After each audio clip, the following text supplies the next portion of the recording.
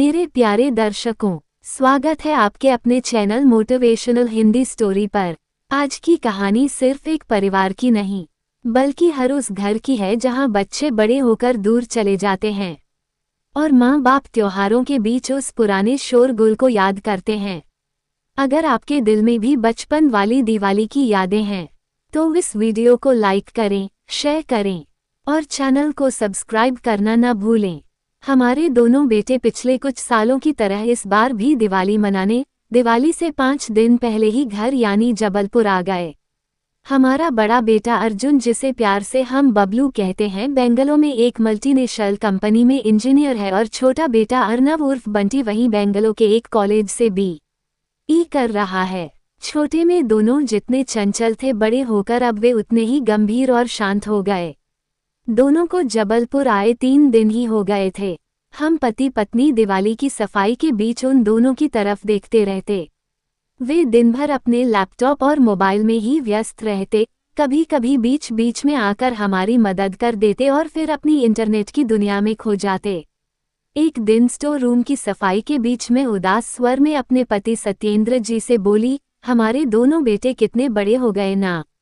हाँ, तो इसमें कौन सी अलग बात है, बच्चे बड़े ही होते हैं, छोटे थोड़े होते हैं। सत्येंद्र जी ने मजाकिया अंदाज में जवाब दिया।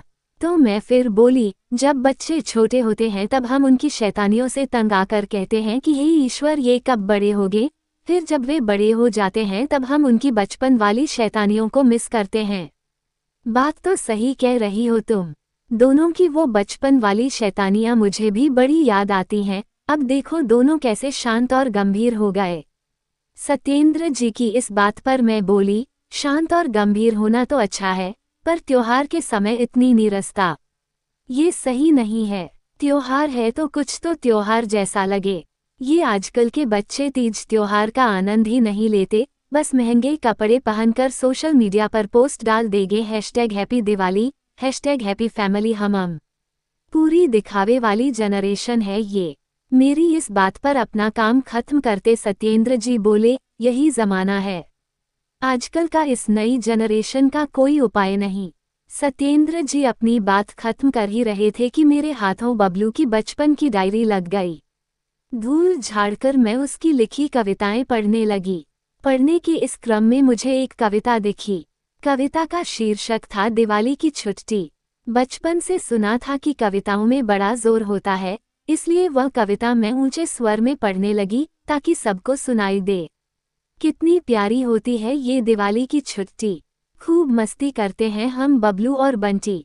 पापा लाते नए सामान, मम्मी घर सजाती, खूब मिलते उपहार हमें। माँ नए कपड़े दिलावाती, रसगुल्ला और पेड़े बनते। माँ के किचन में जगमग जगमग झालर सजती, द्वारे और आंगन में साफ सफाई में बढ़ चढ़कर हम भाग हैं लेते। मम्मी पापा के संग मिलकर घर को चमका देते।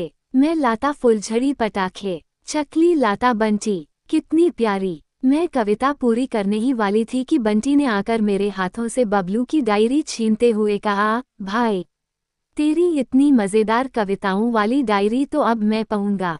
बंटी की बात सुनकर बबलू उस पर झपटा। एक छोटी सी कविता ने घर में फिर उत्साह सा ला दिया। छोटी सी नोक झोंक के बाद दोनों भाई दिवाली की तैयारियां करने लगे। कुछ ही देर में दरवाजे और आंगन में झालर लगाते हुए वे कहने लगे, इस दिवाली मेरे मन की मिठाई आएगी। तो दूसरा बोला, नहीं मेरे मन की। तभी आंगन चमकाते सत्येंद्र जी बोले, नहीं मेरे मन की। और हम सब ठहाके मारकर हंस पड़े।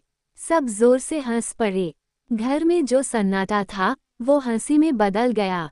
माँ के चेहरे पर वही पुरानी चमक लौट आई, मानो घर में सचमुच माँ लक्ष्मी ने कदम रख दिए हों। यही तो असली दिवाली है, सिर्फ झालर और मिठाई नहीं, बल्कि अपने अपनों के साथ बिताए वो पल, जब हंसी लौट आती है घर में। ये कहानी हमें याद दिलाती है, त्योहार मनाने के लिए बड़ी चीजें नहीं, बस अपना समय और साथ चाहिए। जब परिवार एक साथ मुस्कुराए, वही असली रोशनी होती है। अगर ये कहानी आपके दिल को छू गई हो तो इस वीडियो को लाइक करें, शेयर करें और कमेंट में लिखें, इस दिवाली मैं अपने परिवार के साथ हंसूंगा। और हाँ, चैनल को सब्सक्राइब करना न भूलें, क्योंकि यही मिलती हैं दिल को छू जाने वाली सच्ची कहानियाँ और प्रेरणादायक पल। आप सभी को दीपावली की हार्दिक शुभकामनाएं।